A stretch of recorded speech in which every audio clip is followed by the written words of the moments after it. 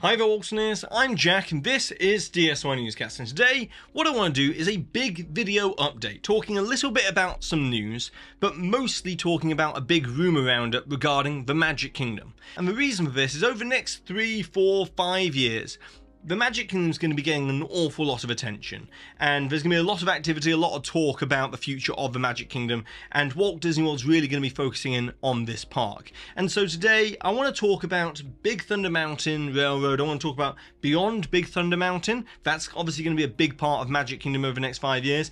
I want to talk about Pirates of the Caribbean, beyond Pirates of the Caribbean, a little bit about Frontierland, and most of this news is actually talking about the west side of the Magic Kingdom. That's where an awful lot of the rumours and rumblings and the talk is about. So with that being said, where I want to begin is actually the Country Bear Musical Jamboree. As you see, early last week I went and attended the This Is Magic media event, the big summer media event that Disney hosts every summer for the resort. And as part of this media event, they had a big presentation hosted over at the Hall of Presidents Theatre, and it was a very well put together presentation, and we received a little bit of news out of it. Obviously most of the news announcements are going to be coming at D23 in August, which is just around the corner. But the news we got at the presentation was Country Bear Jamboree is going to be reopening on July 17th. And that's when the Bears are going to be back in town, back in Frontierland, you know, with the Country Bear Jamboree. And we actually received this new piece of artwork that show the Bears in this brand new show. And from what we've heard from previous announcements, this is going to be using Disney songs within the attraction, but in country music stylings of Disney songs. And as part of the presentation, we actually got a fantastic performance by Emily Ann Roberts. It was the song Try Everything, you know, the song from Zootopia that was originally performed by Shakira. And this song in Country Bears is going to be performed by Trixie St. Clair. And I've got to say that I will reserve judgment until, you know, seeing the final product on July 17th, but it is a very pop-centric song, and I don't know if it will necessarily work within Country Bear Jamboree. But the other songs on the track list are A Whole New World from Aladdin. That's going to be sung apparently by Wendell and Teddy Barra within the attraction. And then they're also going to have Bare Necessities. Now, obviously, that's a no-brainer. That makes total sense. Bare Necessities, Country Bears, total sense. But as with so much of this sort of stuff, the song list is what's going to make or break the attraction. And personally, if I could pick some of the songs within the attraction, I would choose something like I've Got a Dream from Tangled. I think that would be a great ensemble piece within the attraction if they use that song. I think this is a bit of a deep cut, but the song Ugly Bug Ball from Summer Magic, you know, that Sherman Brothers song, if they changed it to Ugly Bear Ball and had Big Al sing it, I think that would be a good move as well. And also, you know, the song that Trixie St. Clair is singing, I think instead of Tears Will Be the Chaser, I think if they chose the song from Hercules that Meg sings, which is I Won't Say I'm in Love, you know, that song, if they used that within the attraction, that would be really good as well. And I'd love to know what your suggestions are for the Country Bear Jamboree song list, as obviously we're all going to have our own personal preferences of what we'd like to see in this new show. So leave your suggestions down in the comment section, and then we'll see, you know, who's right when July 17th rolls around and we see the brand new show. But moving on from one opening day attraction to another, one that's actually not going to be as fortunate as the Country Bear Jamboree getting an upgrade, and that's the Frontierland Shooting Arcade, as this is going to be going away as of June 23rd.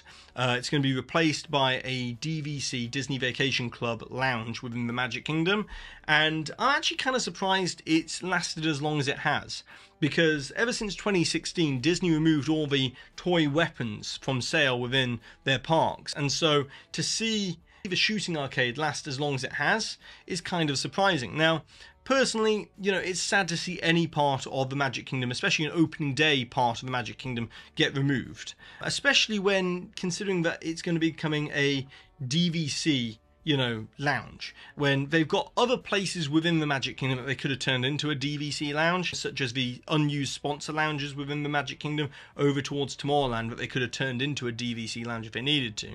But if they've been measuring the guest satisfaction, guest footfall, guest use of this attraction, and they've already removed all the toy weapons from the parks, this is the next logical thing for them to do from that standpoint, you know, removing all weapon imagery from the parks as well with the shooting arcade. So, you know, it's going to be turned into a lounge, and it's going to be keeping the Frontierland theming to the exterior of the lounge itself. But then moving on down in Frontierland, we've got Pecos Bills. Now, this is where we move into the kind of rumor section of this video, the rumor roundup section of this video. As you remember me talking about Pecos Bills before, and how the rumor being Tiana's Palace restaurant replacing Pecos Bills. Now, supposedly the plans have been dialed back somewhat, and I don't know if that necessarily means it's not going to be Tiana's, or it's just a dialed back version of Tiana's Palace based upon what they had previously considered for this space. But it's going to be getting some sort of refurbishment, and we'll probably get that announcement in the next few months, especially considering that Pecos Bills shares a kitchen with Tortuga Tavern, and Tortuga Tavern is supposedly now permanently closed. So this is the interesting part, which I want to talk about Pirates of the Caribbean. Remember the Pirates of the Caribbean themed lounge that was announced at Destination D23 last September to be coming to Magic Kingdom, and it was going to be a special bar within the Magic Kingdom.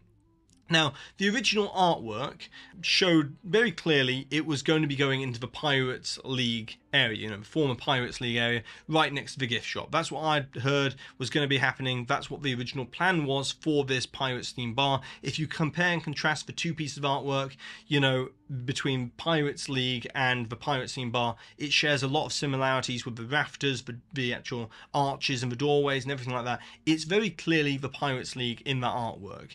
It's going to operate supposedly the same way as Ogre's Cantina operates, where you need a reservation to get in, so you can't just walk up. You've got to, you know, have a reservation to get in.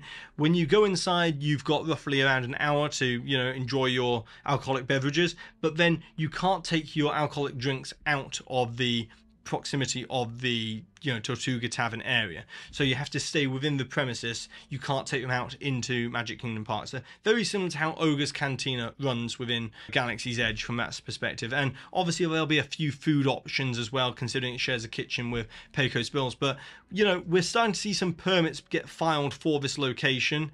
And so it's unsure yet whether that's a permit for Pecos Bills or Tortuga Tavern, since they share the same building. But we'll see what happens. Personally, with Pecos Bills, I think, considering Country Bears Jamboree feeds directly into Pecos Bills, I think it'd be great to retheme Pecos Bills into Hungry Bear Restaurant as a tie-in with Country Bears. But it is what it is. We'll see what happens of Pecos Bills as well. That's, you know, just the rumour as it currently stands. Also, sticking with permits and rumours, we move on to Big Thunder Mountain, as there's been a permit that's been filed for this attraction, and the description is general construction, and the partner that's been assigned to it is Coastal Steel Inc., and it expires on August 8th, 2025. Now, there were rumours on the WDW Magic forums that an extensive refurbishment was going to be coming to Big Thunder Mountain, and the reason for this is, before they can even start doing anything for Beyond Big Thunder, Disney needs to do an awful lot of backstage infrastructure work and changes preliminary before they can even move on into the expansion part of Beyond Big Thunder, you know, actually going vertical with new lands and new attractions. And so to do that, they were going to need to make changes to the maintenance barn, and so they're using this as an opportunity to do an extensive refurbishment to Big Thunder Mountain. Now, the rumour stated that the refurbishment should begin around September of this year, or fall of this year, and will last around a year to 18 months. So it's going to be a fairly extensive refurbishment, and as part of this, supposedly Disney's choosing to replace the entire track of Big Thunder Mountain. It's needed this because it's a outdoor attraction, but it's also many decades old, and so to get this kind of retracking of the coaster track of Big Thunder Mountain, it means that it will continue on for many years to come. So I'm glad to see that Big Thunder's getting some TLC. And, you know, we saw this happen in Disneyland in 2012. They retracked the entirety of Big Thunder Mountain there as well.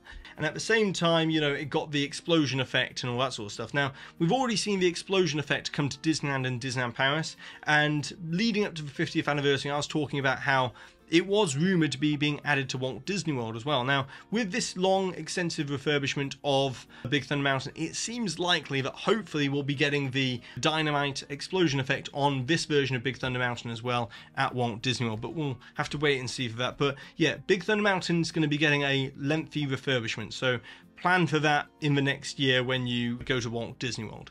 Then, in terms of moving beyond Big Thunder. We've got to remember that Beyond Big Thunder is a multi-phase approach they're going to be taking to this whole thing. There's going to be a phase 1 and there's going to be a phase 2. Obviously, we'll see the preliminary work to begin with Big Thunder Mountain's refurbishment and the backstage infrastructure stuff, but then phase 1 and phase 2 they'll be working towards. And phase 1 will be going more west of Big Thunder Mountain Railroad and expanding out that way. And then phase 2 is going to be looking to expand north of Big Thunder Mountain up towards the top of Rivers of America. Now, let's talk about phase 1 first and talk about the IP that's supposedly being considered. As from what I've heard and from what the WDW Magic forums are also saying, it seems like Pixar's Coco is the frontrunner for the IP under consideration for phase 1 of Beyond Big Thunder. And just looking at it from a attraction standpoint, it could easily be like a next generation of Flight of Passage ride system where we ride on the back of an Alebrije through the Land of the Dead. That would work quite well as a major e-ticket attraction within Magic Kingdom. And I've actually been talking about a Coco attraction for quite a while here on the channel, and it really does seem like Imagineering do want to do something in this direction with Coco. And actually, at the beginning of 2020, I did a video discussing a photo that was shown on the Imagineering website, and it showed the Imagineers in, you know, VR headsets on the trackless test vehicle at the Imagineering HQ. And what's in the background on the screen that you can see what they're looking at, it is the Land of the Dead from Coco.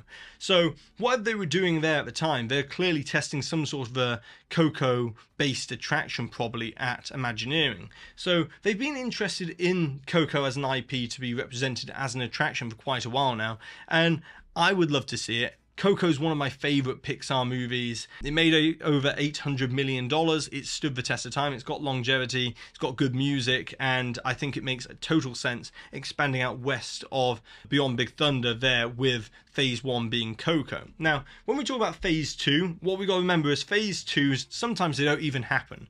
But phase 2, we're looking much further into the future here. You know, this is going to be around 2029, 2030 for phase 2 if it does come to fruition. And there's a lot of IPs that are being thrown around here, and they won't have to make a final decision on phase 2 or even announce anything concrete necessarily until, you know, D23 in 2026. But there's a lot of IPs that are being thrown around at the moment, and some of them really I don't think work necessarily as part of Beyond Big Thunder. Now, one that's under consideration is Zootopia, and I really don't think, you know, Zootopia works as part of when you go beyond Big Thunder Mountain and the spires of Beyond Big Thunder, and then you come to anthropomorphic talking animals and a zootropolis like that, the other side of that. I don't think that works at all beyond Big Thunder around the Rivers of America. So hopefully they're not going to go in that direction.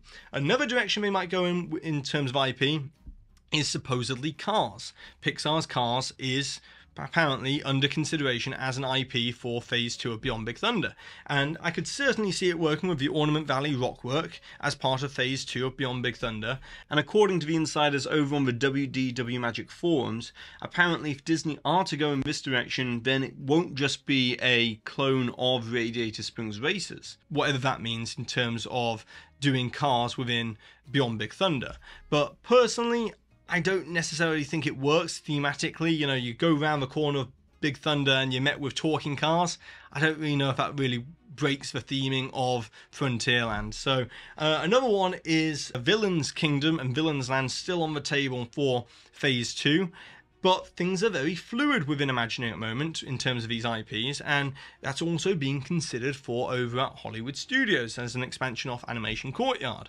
So we'll see what happens with that. If obviously it goes into Hollywood Studios, which I think would make more sense, then obviously it won't be within Beyond Big Thunder, which frees up a bit of space for a phase 2 of Beyond Big Thunder. But phase 1 being Coco, that seems to be the front runner as it currently stands. Now, we've spoken about Beyond Big Thunder, but I also want to talk about Beyond Pirates, as the west side of the Magic Kingdom is apparently going to be getting a lot of attention, and Disney executives really want to expand the capacity of Magic Kingdom. With it being their main park at Walt Disney World, they really want to add extra attraction capacity to the park.